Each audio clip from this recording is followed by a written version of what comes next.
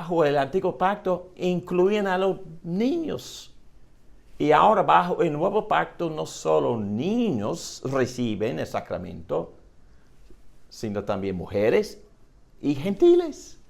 Las personas que son incluidas en el pacto nuevo son más. Entonces, en vez de contraerlos, el número de personas y grupos que son incluidos en el pacto se expande. Entonces, es un buen argumento. Y número 5, obviamente, la disposición de Jesucristo a bendecir abundantemente a los niños traídos a Él por padres que han puesto su fe en Él. Bueno, 5 puntos que para mí son bastante persuasivos, pero vamos a ampliarlos un poquito más. El pacto de gracia promete bendición salvífica a los creyentes y a las generaciones sucesivas en el Nuevo Testamento, tal como en el Antiguo.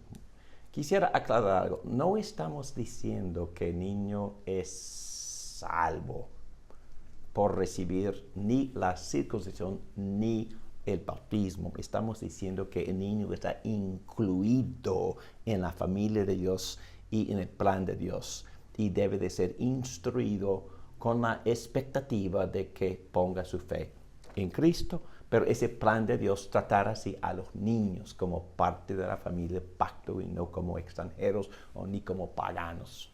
¿Okay?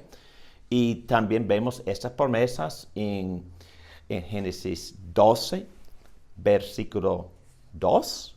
Vemos esto con claridad en Génesis 12, versículo 7. Yo daré esta tierra a tu descendencia. El pacto incluye promesas, muchas promesas para la descendencia. Y también Génesis 15, 18. En aquel día el Señor hizo un pacto con Abraham, le dijo, a tus descendientes daré esta tierra. Génesis 17, mucha repetición. Multiplicaré tu descendencia en versículo 2, multiplicación de naciones en versículo 4.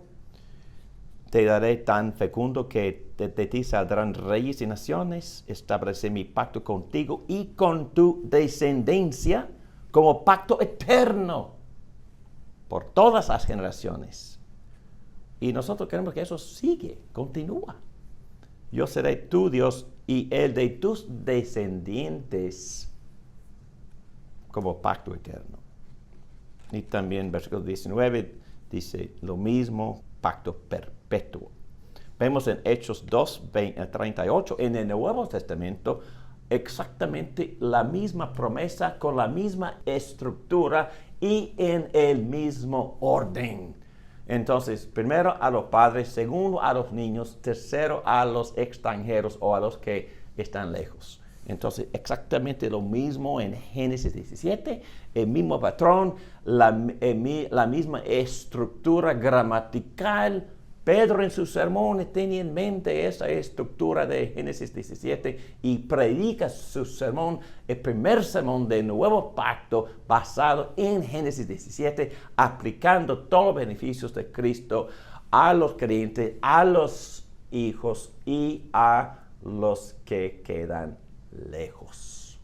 La misma estructura, porque también Dios había hecho provisiones para los extranjeros que quisieron ser circuncidados para llegar a formar parte de la familia del pacto, aún en la tribu de Abraham. Muy bien, queremos también, como otro argumento, que la señal del pacto fue dada a los creyentes y a sus hijos en el Nuevo Testamento, tal como en el Antiguo. Muy bien, punto 3.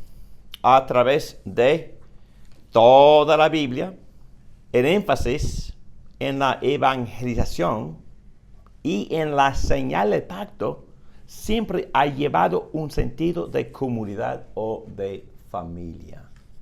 Dios llama familias. Dios quiere la circuncisión de familias. En el Nuevo Testamento el patrón sigue igual.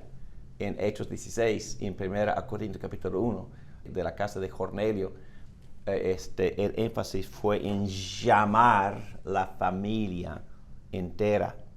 Entonces, crear desde el principio una comunidad de pacto con el hombre, el esposo, como la cabeza de la implementación de ese pacto en la casa.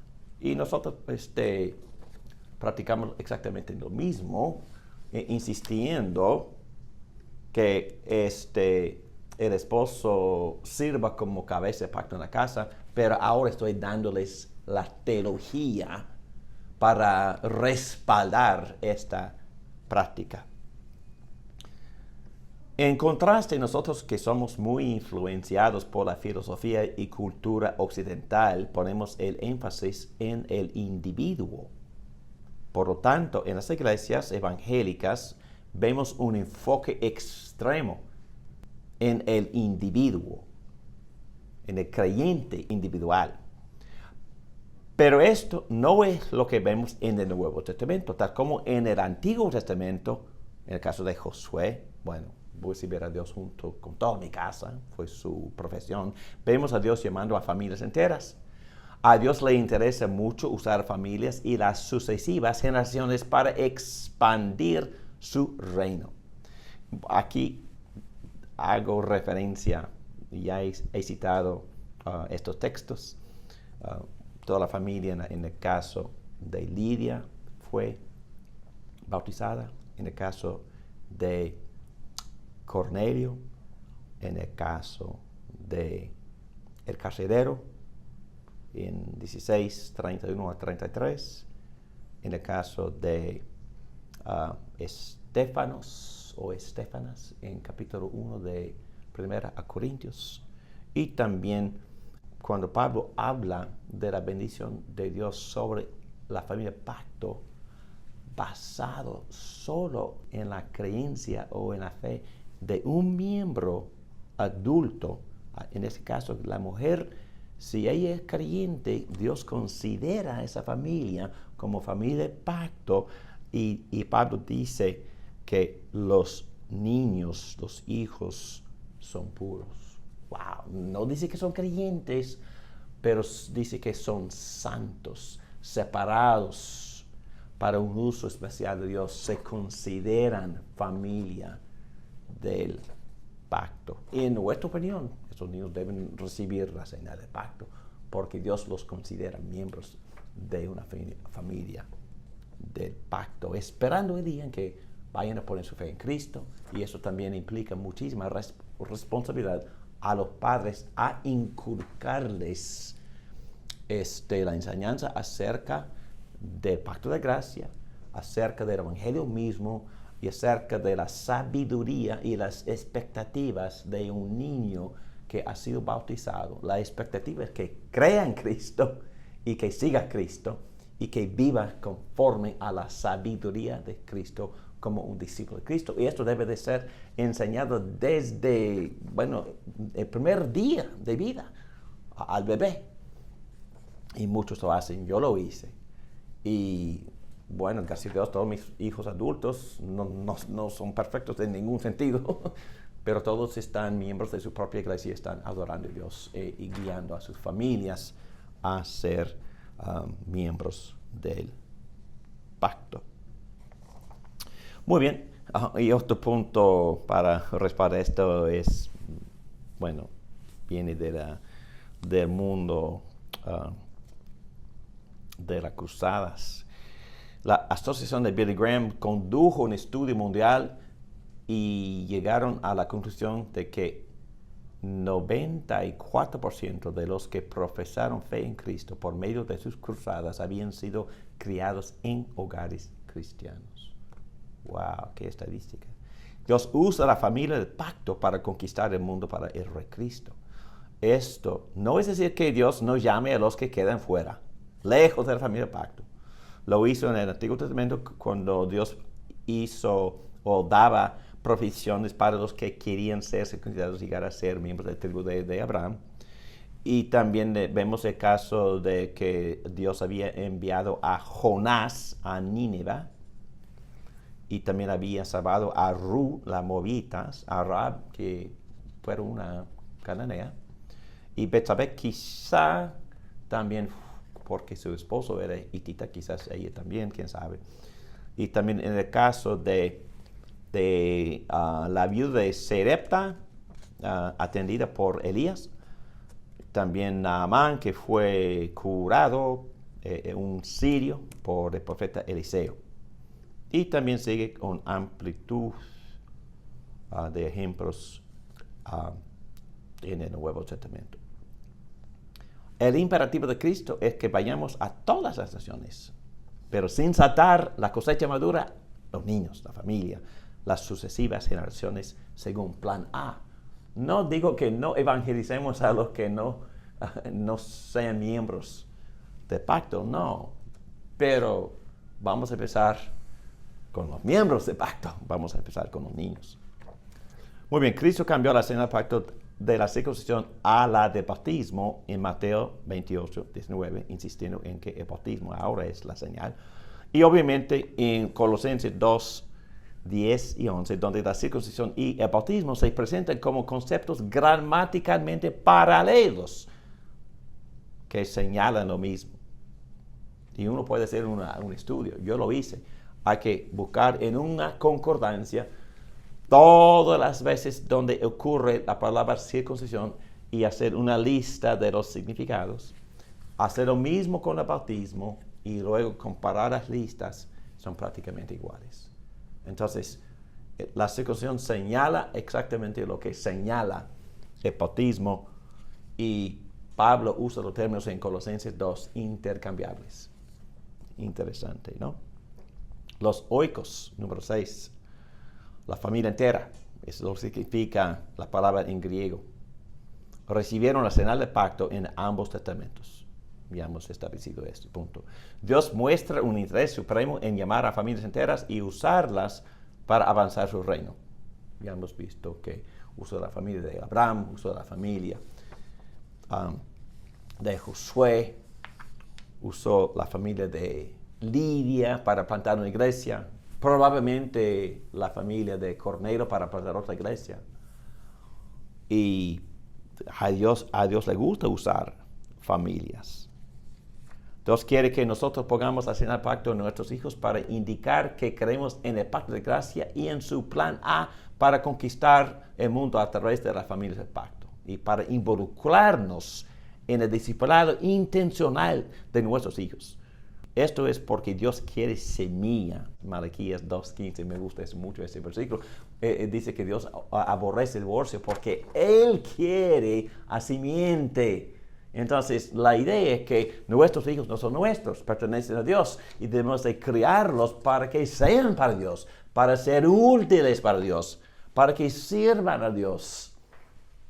Y como nos enseña Salmo 127, que sean flechas, para lanzar a los enemigos de Dios. Eso implica de que debemos enseñarles el Evangelio, la sabiduría de Cristo, la apologética, para que puedan no nomás evangelizar y amar al prójimo, pero para también defender la fe y la cosmovisión cristiana. Debemos hacer todo eso dentro de la familia de pacto. ¿Quién más para enseñar esto? Inculcar estas ideas en nuestros hijos que nosotros mismos, los padres, y la idea del pacto también requiere estas responsabilidades a los padres para con sus hijos, que en verdad son hijos del Padre Celestial, pertenecen a Dios. Debemos de criarlos para que sean útiles al el que es su dueño, rey y redentor. Muy bien, número 10, para el pueblo de Dios sigue siendo muy importante criar a los hijos en la fe del pacto. Cuando Cristo apareció en la historia, el pueblo del pacto llevaba ya 2000 años dando a sus hijos la señal del pacto, incluyéndolos en la familia del pacto. Fíjense.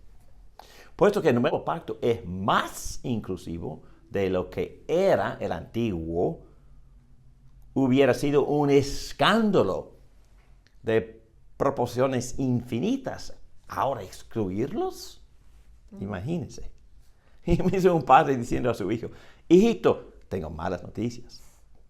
Tú has estado recibiendo los privilegios de la familia de Dios por 10 años, porque el niño ya tiene 10 años de edad. Pero ahora, debido al nuevo plan de Cristo, ya tenemos que quitarte estos privilegios. Tenemos que tratarte ahora como cualquier otro incrédulo hasta que puedas demostrar una fe sincera y articularla a la satisfacción de los ancianos de la iglesia. No, esto no es el caso. Nunca ha sido el caso. Los niños siempre han sido considerados parte de la familia del pacto, esperando, por supuesto, su creencia, su fe. Pero hay que enseñarles el Evangelio desde el principio. Pero ese plan, pasar las riendas del reino siempre a la siguiente generación, empezando dentro de la misma casa del pacto, empezando desde familias del pacto. Esto está completamente en contra de la actitud de Cristo en Marcos 10, en Lucas 18, en otros textos dentro de los mismos evangelios, donde Cristo acepta y ama y bendice e incluye, diciendo que el reino de Dios es así como estos niños. Él siempre había incluido a los niños, su sinceridad y su confianza como ejemplos de una fe sincera. Entonces, Cristo mismo había recibido a los niños. También el patrón de las cartas paulinas también indica que los niños fueron considerados miembros del pacto. Ya hemos visto estos textos. Y para una exposición más completa he escrito un artículo sobre este tema que se encuentra bajo recursos en la página web de CITA. Pero en conclusión, Dios quiere que los creyentes apliquen la señal del pacto en sí mismos y en sus niños. Esta práctica y contenido sustancial son enseñados en ambos testamentos. Bueno, permíteme una palabra personal. Este concepto es muy precioso, muy personal para mí. Mi papá lo creía, mi papá me bautizó, mi papá me criaba en la fe y era un gran ejemplo de fe para mí. Su piedad, su santidad, su carácter ejemplar. Y también me discipulaba, pero no de manera abusiva ni de obsesionada. Pero leímos la Biblia todos los días, pero lecturas muy cortas. Y oramos, pero no toda la noche, oraciones muy cortas. Pero lo que fue inculcado en mí por mi papá fue, él amaba la palabra de Dios y yo también aprendí a amar la palabra de Dios. Mi papá era hombre de oración y yo aprendí la necesidad de orar. También de mi madre, pero también mi papá tenía carácter ejemplar y eso también me sirve hasta hoy como un ejemplo, un estímulo. Y entonces mi papá tenía como 3 hijos y los 3 están sirviendo a Dios en sus iglesias y no le importaba nada más a mi papá que ver a sus hijos adultos adorando a Dios y siendo ejemplos del carácter de Cristo. No digo que nadie es perfecto, estoy diciendo que sí funciona el pacto. Y en mi caso, he tratado de hacer lo mismo con mis 5 hijos biológicos y con mis hijas que nosotros incluimos en la familia de un programa de foster en inglés. Y todos están adorando a Dios y todos en un sentido, todos son diferentes, pero todos testifican a Cristo a su manera. Algunos con más palabras, otros con sus ejemplos y su participación en varios servicios en la comunidad. Pero mi punto es Dios ha usado, y yo digo esto con toda humildad, porque nuestra familia es defectuosa como todas las familias.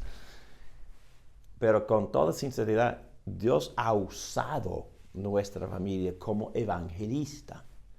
Y David me trata de evangelizar, pero yo soy sumamente más efectivo por lo que es mi familia. Hoy mismo estuve en conversaciones con mis vecinos, no por mi ejemplo, ni por mi testigo o testimonio, sino por los de mis hijos. Conocen a mis hijos, saben que mis hijos aman a Cristo, y por eso, por mi familia, quieren hablar conmigo del Evangelio. Eso es sumamente personal. Dios usa familias, es mi punto. Y por eso bautizamos a los niños, para incluirlos en este plan. No los excluimos, los incluimos en este plan. Arrodeados, esperando que Dios cumpla con su promesa de salvar a nuestros hijos. Por supuesto, los niños son responsables, tienen que creer, pero nosotros vamos a asumir esa creencia y vamos a reclamar a Dios, por favor, este es su plan, y orar que Dios bendiga por darle arrepentimiento y fe y nueva regeneración hasta que nazcan de nuevo. Es su plan A. Y también evangelizamos a los que no son parte, pero hemos tratado de evangelizar con el oikos, con la casa entera, casa abierta, hospitalaria, servidora, y toda la casa de los autos, todo es para servir a la comunidad de Cristo y también a la comunidad, al público entero. Muy bien. Importancia. El bautismo es importante porque es un mandato de Jesucristo. Sin embargo, no es indispensable para la salvación. No salva a nadie. En el Nuevo Testamento encontramos ejemplos de personas que fueron declaradas salvas sin haber recibido todavía la señal de promesa. Bueno, quizás ejemplos del criminal crucificado al lado de Cristo. Hoy estarás conmigo en el paraíso. Es un poco cómico, pero no muy cómico. Éxodo 4, versículo 24, Dios trató de matar a Moisés porque no había circuncidado a su hijo, y su esposa quedó muy disgustada, pero lo hizo. Descuidar el bautismo corre el riesgo de descuidar lo que significa el arrepentimiento, la membresía en la iglesia y la confianza en la identidad como miembro de Cristo, que pertenece a Cristo y honra a Cristo. Bueno, estamos viviendo en un relajo en las iglesias evangélicas. Es que algunos consideran la membresía como cosa antigua, no la practican y por eso no bautizan. Entonces no hay discipulado. Entonces el bautismo requiere todo esto. Quiere arrepentimiento de fe, requiere participación y membresía en la iglesia local, requiere discipulado. Entonces, si no practicamos y si descuidamos este sacramento, hay muchas cosas que sufren. Muy bien, además es imposible ignorar el número vasto de textos que enseñan que la gracia es recibida únicamente por fe y no por ningún acto físico. Es decir, no somos salvos por bautismo, pero es de suma importancia para sellar y confirmar y señalar todo lo que Dios nos promete. Entonces, para terminar, la eficacia del bautismo negativamente nos salva, nos regenera, nos quita la influencia del pecado original, así como enseñan los católicos. Positivamente, acompañado por la palabra de Dios, identifica y sella la autenticidad de los beneficios de Cristo. Le da confianza al recipiente que ha sido apartado para Dios. Le estimula al recipiente en cuanto a su identidad. Con respecto al niño bautizado, le recuerda que ya tiene la marca de Dios, y esto lo empuja hacia Dios y hacia Cristo para creer en Él. Al creyente le sirve para crecer en la seguridad de su fe. Eso me hace recordar de un artículo que escribió ya difunto el doctor R.C. Sproul. escribió un artículo del bautismo diciendo que aun con los adultos que fueron bautizados como niños que ahora no están viviendo su fe, él dice que hay que ir a agarrarlos por su bautismo, acordándoles, ustedes están andando con la marca de Dios, ustedes pertenecen a Dios, ha sido puesto la marca, el sello de Dios. Hay que responder. Entonces, alguien creía que en el pacto, en la promesa, por usted. Entonces, vamos a despertarnos, por favor. Y luego Ari dice que debemos de compartir el evangelio basado en que esa persona ya ha sido marcada para Dios. Interesante, ¿no? Entonces, y por eso llega a ser un instrumento que Dios usa para estimular, para animar. Y así llega a ser un medio de la gracia. Y también el creyente que ya fue bautizado puede recordar que la iglesia representando a Dios había puesto la marca de identidad en mí, y eso también me anima y me hace recordar de las promesas de Dios y así tener más seguridad en mi salvación. Número 3, la efectividad del bautismo no depende del momento en que se administra. Puede ser, el Espíritu Santo puede vivir en ese momento, pero no necesariamente. Pablo argumenta así en Romanos 4, Abraham creyó antes de recibir la señal de pacto, entonces fue ya justificado antes de ser circuncidado. Isaac creyó después, porque recibió la circuncisión como niño de 8 días. La confesión nos recuerda que es posible que Dios imparte la fe salvadora en un momento, ya dije eso. Pero la salvación no necesariamente es atada al momento de recibir el sacramento. La persona tiene que creer. Puede creer antes, puede creer al momento, puede creer después. Porque la señal señala a lo que Dios promete. Principalmente el bautismo se considera un modo de gracia porque confiere y sella la autoridad y certeza de la promesa de Dios para otorgar salvación a todos los que creen en Cristo. Espero que sea de ánimo a esta lección. Oremos. Gracias, Padre, por darnos estos símbolos, sellos, señales, materiales. En este caso, agua, para que recordemos el lavamiento del Espíritu Santo, la regeneración, el nuevo nacimiento, el perdón de los pecados, que somos muertos en Cristo y libres del dominio del pecado y resucitados en Cristo. Gracias porque nos has dado esta marca de identidad. Pertenecemos al cuerpo y a Cristo. Somos propiedad del Padre. Nuestro cuerpo pertenece a Cristo, quien lo compró con su sangre. Gracias por darnos esta manera física para ayudarnos a apreciar lo que nos has prometido en el pacto de gracia. En el nombre de Cristo, te damos gracias. Amén.